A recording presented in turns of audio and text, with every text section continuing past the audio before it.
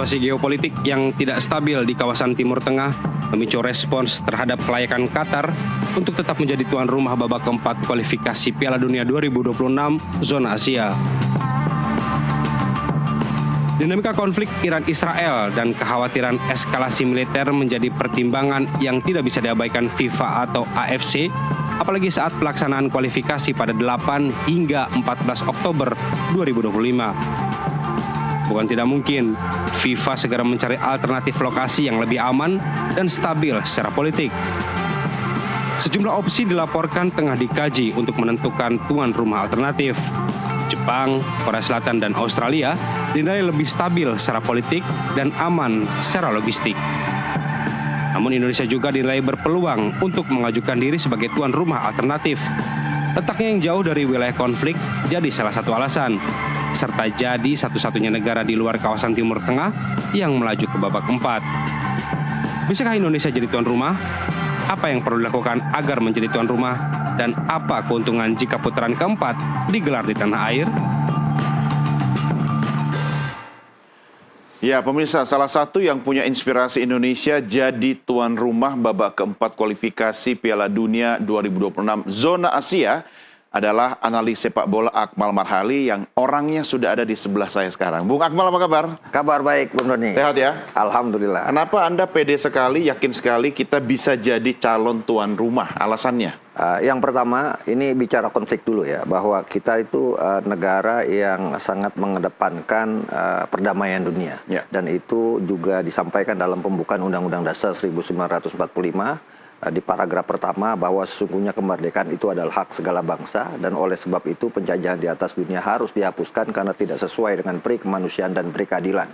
Di preambul paragraf keempat dikatakan bahwa ikut melakukan ketertiban dunia, melaksanakan ketertiban dunia berdasarkan kemerdekaan, perdamaian abadi, dan keadilan sosial. Itu kalau membaca Anda seperti itu, kayaknya angkatan kita sama deh. Iya. Anak sekarang mana hafal ya?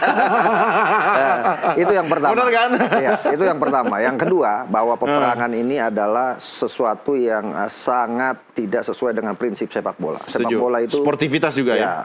Football for unity. Sepak bola adalah alat persatuan dan konflik ini memang tidak melibatkan negara yang akan lolos ke babak ke-6 gitu, yang akan main di babak ke-6. Namun akan ada ekses di sana karena belakangan tentara Amerika Serikat, pangkalan militer Amerika Serikat di Qatar itu kan diserang oleh rudal Iran yang berpotensi juga akan merembet kemana-mana gitu kan. Dan ini yang menjadi problem gitu kan. Problem bahwa kita harus menjaga sepak bola ini agar para pemain yang tampil nantinya tampil dengan aman, dengan nyaman, dan itu harus dijamin oleh FIFA dalam hal ini.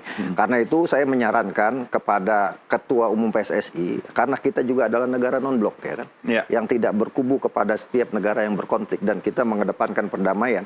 Saya pikir syarat-syarat ini secara politis amat sangat terpenuhi untuk Indonesia. Kok syaratnya secara politis, bukan dari aspek olahraga, infrastruktur? Ini kan kita bicara politik dulu. Kita kan karena negara situasi dunia sekarang sedang... Ya, negara kita kan negara non-blok yang tidak berkubu kepada negara yang konflik dan kita bebas aktif. Artinya dari peserta Piala Dunia secara politik kita punya potensi untuk jadi tuan rumah. Yang kedua, dari 6 peserta hanya Indonesia yang bukan dari Timur Tengah. Sisanya Qatar, Arab Saudi, Uni Emirat Arab, kemudian Irak dan Oman adalah negara-negara yang ada di Timur Tengah yang bukan mustahil akan terimbas terhadap konflik yang terjadi saat ini. Peperangan tidak ada yang bisa memprediksi gitu kan, kapan akan selesai. Kita tidak tahu bahwa apakah ini akan kondusif situasinya ketika kita nanti menggelar babak keempat yang akan digelar pada bulan Oktober, ada tanggal 8, 12, dan 14. Artinya untuk menyelamatkan sepak bola ini agar bisa berjalan dengan lancar, aman, dan para pemain bisa menampilkan permainan terbaik tanpa ada rasa ketakutan terhadap potensi-potensi ketiban rudal ya istilahnya seperti itu, maka harus dipindahkan oleh FIFA dan AFC. Karena itu mungkin saran saya yang pertama adalah Ketua Umum PSSI Pak Erick Thohir bisa menyurati kepada AFC untuk meminta agar penggelaran babak keempat kualifikasi Piala Dunia 2024 yang tuan rumahnya sudah ditetapkan Qatar dan Arab Saudi untuk ditinjau ulang. Begitu juga kepada FIFA. Karena bagaimanapun Piala Dunia ini adalah proyek dari FIFA. Bahwa untuk keselamatan para pemain sepak bola sekaligus juga untuk mengkampanyekan perdamaian dunia dan juga football for unity, maka alangkah baiknya perhelatan babak keempat ini yang tuan rumahnya Arab Saudi dan Qatar dipindahkan. Walaupun mungkin ada potensi-potensi misalnya dipindahkan seperti tadi disebutkan ke Jepang kah, ke Korea Selatan kah, atau kemudian ke Australia. Tapi di antara negara-negara peserta ini hanya Indonesia yang saat ini menurut saya punya potensi besar untuk jadi tuan rumah karena bagian dari peserta gitu kan. Nah, bisa jadi harapan saya adalah ya udah dua grup yang akan nanti bertanding dan akan diundi pada 17 Juli ini main saja semuanya di Indonesia. Kan cuma Indonesia yang bukan negara Timur Tengah kan? Betul. Artinya potensi Indonesia menjadi semakin kuat untuk jadi tuan rumah kalau semua negara dalam grup itu terlibat konflik perang dengan Iran. Bukan masalah tidak terlibat, tapi kan eksesnya akan terjadi. Ya, kan? Karena itu wilayah Timur Tengah. Iya, kita tidak bisa kawasan, kita tidak bisa memprediksi tiba-tiba rudal itu jatuh ke Arab Saudi atau ke Irak atau mungkin ke Oman atau mungkin juga ke Uni Emirat Arab. Kan kita tidak bisa memprediksi. Siapa yang bisa memprediksi perang? Tapi gini, Bung, kan perang ya, kalau boleh saya pakai istilah perang antara Iran kemudian Israel yang melibatkan kawasan semakin luas itu kan merupakan sesuatu yang tidak diprediksi sebelumnya. Tetapi sepak bola sudah ada jadwal, sudah direncanakan. Melakukan persiapan tuan rumah itu kan lebih panjang waktunya. Meski perang juga ada persiapan intelijen gitu kan. Tidak mudah memindahkan satu tempat atau venue ke tempat yang lain hanya gara-gara misalnya ada 1-2 rudal. Yang juga kita belum tahu sampai kapan rudal-rudal itu masih akan menghantam. Ya, ini kan FIFA dalam hal ini AFC ya, karena ini digelar di Konfederasi Sepak Bola Asia. Juga mengubah penjadwalan. Tadinya kan dihitung atau dikalkulasi negara dengan poin tertinggi yang akan jadi tuan rumah. Tiba-tiba berubah, negara yang ranking FIFA-nya tertinggi yang menjadi tuan rumah. Dan dalam hal ini adalah Qatar, ranking 55, kemudian Arab Saudi, ranking 58. Ya kalau mau dirunut seperti itu, kalau mau diubah misalnya Irak, poin peringkat 59, setelah itu Uni Emirat Arab, ranking 65, setelah itu adalah Oman ranking 77 dan Indonesia ranking 127. Kalau mau konsekuen, AFC itu menetapkan tuan rumah berdasarkan kepada ranking misalnya, ya kan? Dan dari opsi-opsi itu yang paling aman kan Indonesia, ya kan? Kalau bicaranya opsi ranking, kalau bicaranya opsi poin gitu kan, sama saja. Semua negara yang ada di 6 peserta kualifikasi babak keempat ini, semua ada potensi terimbas konflik yang terjadi saat ini antara Iran dan Israel. Artinya Indonesia adalah alternatif di antara 6 peserta kualifikasi Piala Dunia. Saya lebih menyarankan bahwa agar adil, ya sudah di antara negara-negara peserta Piala Dunia dan itu potensinya ada di Indonesia. Ya. Tapi tentunya yang namanya Qatar dan Arab Saudi tidak akan sebegitu saja langsung rela dan ikhlas untuk oke, monggo silakan cari alternatif lain. Untuk menjadi tuan rumah saja mereka melakukan campaign, upaya dan investasi yang tidak kecil loh. Oke, kalau situasinya dalam situasi normal. Kalau situasinya tidak normal, maka AFC dan FIFA bisa mencari alternatif untuk memindahkan itu. Kalau situasinya normal, sah-sah saja. Ini kan situasinya tidak normal. Apakah Arab Saudi kemudian Qatar bisa menjamin nanti Oktober tidak ada konflik di Timur Tengah, ya kan? Apakah Qatar dan Arab Saudi juga bisa menjamin? Apalagi kan sekarang bikin deg-degan pangkalan militer Amerika Serikat ada di Qatar, gitu kan? Ya kan? Kalau mungkin Qatar oke lah, karena kemarin sudah ada serangan. Tapi mungkin karena memindahkan terlalu jauh, risiko juga. Paling tidak mungkin semua pertandingan dipusatkan di Arab Saudi, karena Arab Saudi juga secara politik dekat dengan Amerika Serikat. Gimana? Ya, kalau bicara Arab Saudi sebagai tuan rumah, apalagi tadi bilang dekat dengan Amerika Serikat, sementara Amerika Serikat ikut menyerang Iran, bukan mustahil rudal juga akan ke sana juga kan, seperti itu. Artinya gini, jalan terbaik adalah memindahkan demi kemaslahatan gitu kan. Ini kan situasi darurat, demi kemaslahatan dipindahkan ke tempat yang tidak ada potensi konflik itu masih terus terjadi. Dan tempat itu adalah Indonesia. Negara non-blok lah ya. Negara non-blok. Dan bahkan Indonesia sampai sekarang masih gencar. Pak Prabowo bersama dengan Perdana Menteri Malaysia bahkan sudah menyatakan hari ini bahwa meminta untuk terjadi gencatan senjata. Artinya meminta terjadi perdamaian dan jalur diplomasi digunakan untuk kepentingan dunia ini. Artinya bisa jadi, saya juga bahkan menyarankan Pak Prabowo sebagai Presiden Republik Indonesia juga menyurati AFC dan FIFA, Indonesia siap sebagai tuan rumah demi keamanan dan kenyamanan para peserta babak keempat kualifikasi Piala Dunia. Oke, Bung, sebelum kita bicara lebih jauh tentang negara alternatif ya, kita bicara masih tetap di Qatar nih, ya, Qatar, Arab Saudi. Kan laga ini kan masih menjelang akhir tahun. Sementara kita berharap yang namanya perang ini selesai dengan gencatan senjata yang permanen, begitu kan? Artinya dalam jangka waktu yang tidak terlalu pendek tapi juga tidak terlalu panjang ini, kan semua bisa terjadi. Artinya keamanan kembali ke Qatar, gitu loh. Itu bisa saja tetap dilanjutkan di Qatar. Risikonya apa? Agak berat ya kalau kemudian masing-masing memegang egoisme. Ya, bisa jadi bahkan kemudian ada negara-negara yang akhirnya ikut bersama-sama. Misal Rusia ikut bersama Iran. Ya, kemudian Korea Utara ikut bersama Iran, Cina ikut bersama Iran. Ini kan perang ini kan bukan semata perang antara Iran dengan Israel, tapi ada negara-negara lain juga yang terlibat di balik itu semua, gitu kan. Dan siapa yang bisa menjamin? Bahkan ternyata Anda bukan cuma analis sepak bola ya, pengamat perang juga ya. Politik juga masuk nggak ya? Harusnya pengamat Timur Tengah ya. Jadi menurut saya adalah kita tidak bisa memprediksi itu semua karena yang bicara ke depan ketidakpastian itu yang menjadi alasan. Alasan ketidakpastian itulah yang membuat ini harus dipindahkan. Bahkan kalaupun dipindahkan ke Amerika Serikat juga kan negara-negara ini kan ada potensi terlibat konflik. Jadi negara yang tidak terlibat konflik itulah yang potensial, bukan mustahil ya. Misalnya Australia juga ikut-ikutan nantinya. Kan kita tidak tahu. Bahkan Iran sekarang kan sudah di-warning akan dicoret sebagai peserta Piala Dunia dengan konflik yang terjadi saat ini. Loh, kalau seperti itu, apakah kemudian FIFA bisa mewarning Amerika Serikat juga untuk tidak ikut Piala Dunia? Mereka adalah tuan rumah, gitu. Nah, ini yang paling penting menurut saya adalah bagaimana kita semua pelaku sepak bola, dalam hal ini FIFA dan AFC, melihat sepak bola sebagai simbol football for unity. Ya. Karena itu, ketika situasinya tidak aman, tidak nyaman, tidak kondusif, maka alangkah baiknya dipindahkan ke tempat yang lebih aman dan lebih nyaman. Karena apa? Karena sepak bola bukan cuma bicara menang kalah, sepak bola juga bicara faktor sisi-sisi kemanusiaan, sepak bola juga bicara soal hak asasi manusia, sepak bola juga bicara anti perang, bahkan anti rasisme juga menjadi simbol dari sepak bola. Bahkan kalau kita bisa digunakan di Indonesia, dijadikan sebagai campaign untuk perdamaian dunia, kan bisa seperti itu. Sekarang kita keluar dari Qatar, kemudian ada nama-nama negara lain selain Indonesia yang kemudian berpeluang juga adalah Jepang, Korea Selatan, dan Australia. Dan ketiga negara itu adalah negara-negara yang sudah terbiasa untuk penyelenggaraan event internasional.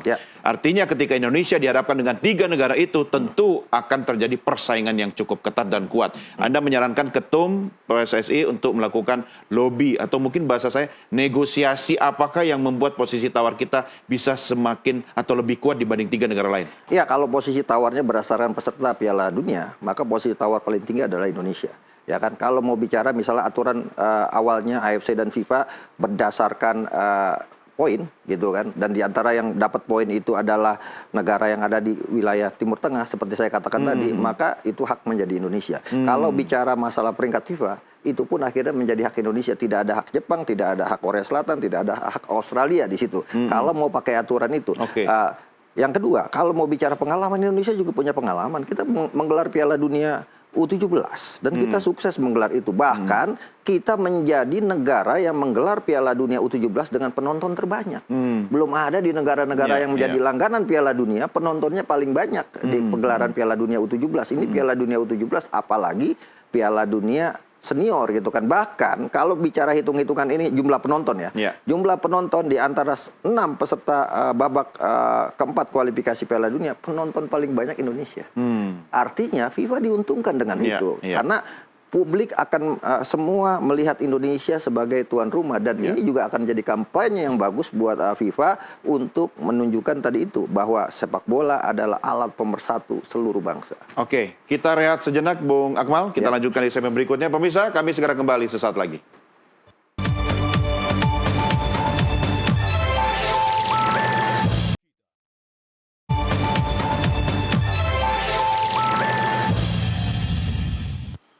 Baik, kita lanjutkan diskusi kita dengan analis sepak bola yang akan jadi analis politik dan diplomasi luar negeri, Bung Akmal Marhali. Tapi saya setuju loh, karena lewat olahraga, khusus sepak bola ini kan umatnya banyak di seluruh dunia. Kita bisa melepaskan sekat-sekat ya, perbedaan pendapat dan semua bersatu di lapangan sepak bola. Cuma Bung Akmal, saya harus ingatkan Anda, kalau kita bicara perang antara Iran dan Israel, itu kan sebenarnya kan tidak boleh kita lepaskan masalah utamanya pendudukan Gaza oleh Israel. Dan Indonesia secara proximity sangat dekat dengan perjuangan rakyat Palestina.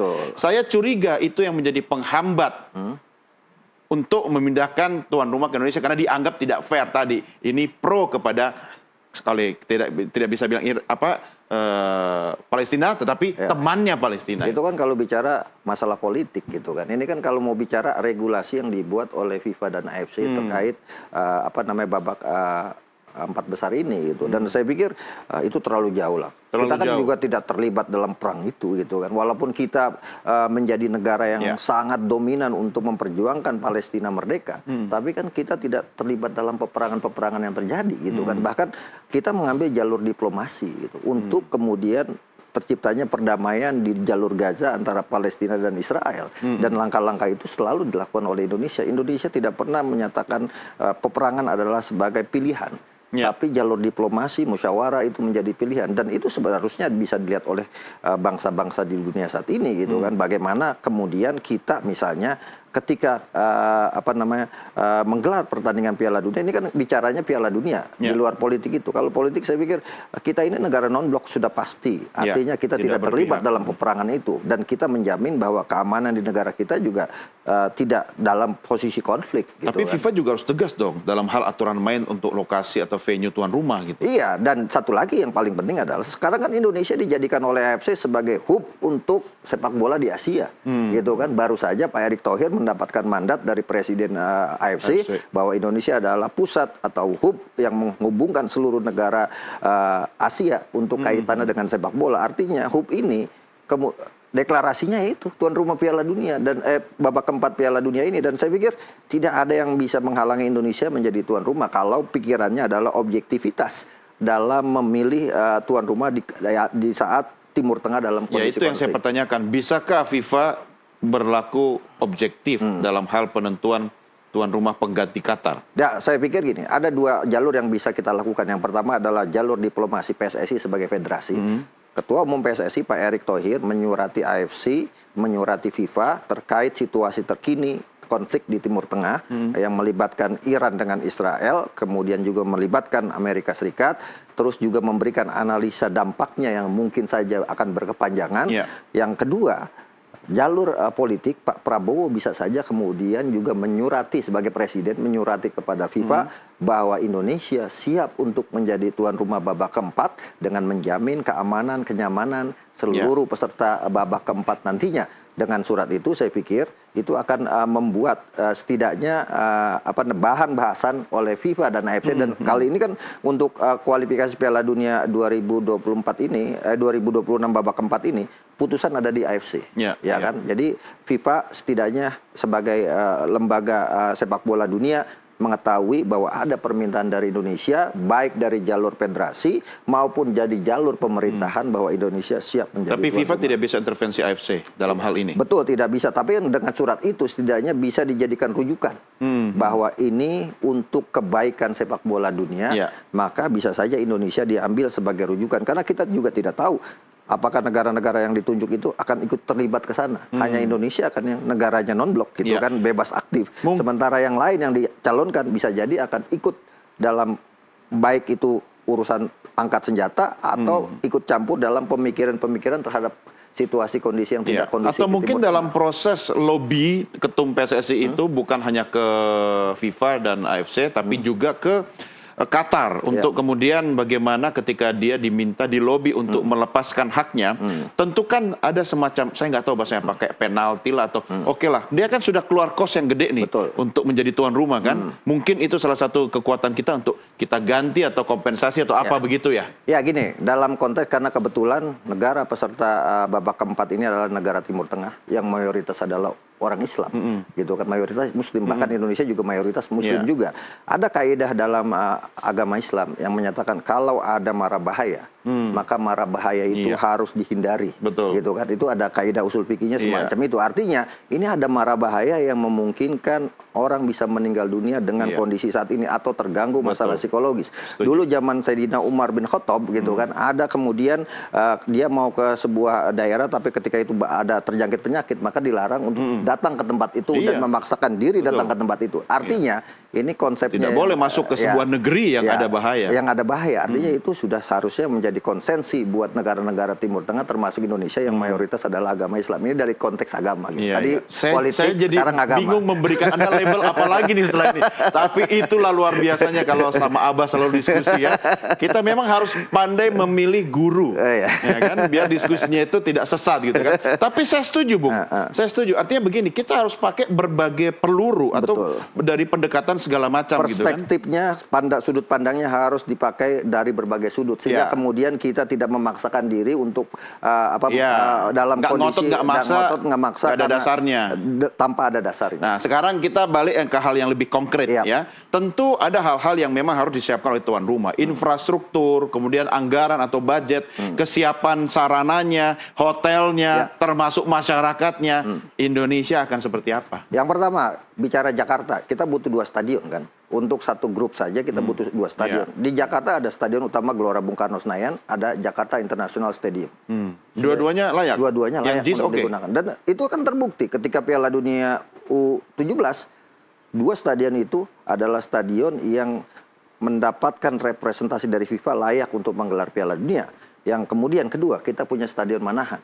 Kita punya stadion Maguwoharjo misalnya, atau kita punya Gelora Bung Tomo, atau kita di Bandung ada Stadion Sijalak Harupat, Gelora Bandung Lautan Api, dan semuanya itu dulu ketika kita mengajukan jadi tuan rumah ada 8 stadion kita yang layak untuk menggelar Piala Dunia, dan itu hasil dari rekomendasi FIFA dan hasil tinjau yang dilakukan oleh FIFA. Artinya itu Piala Dunia pesertanya ketika itu jumlahnya 24 tim. Dan sekarang kan cuma 6. Dan sudah sesuai standar FIFA.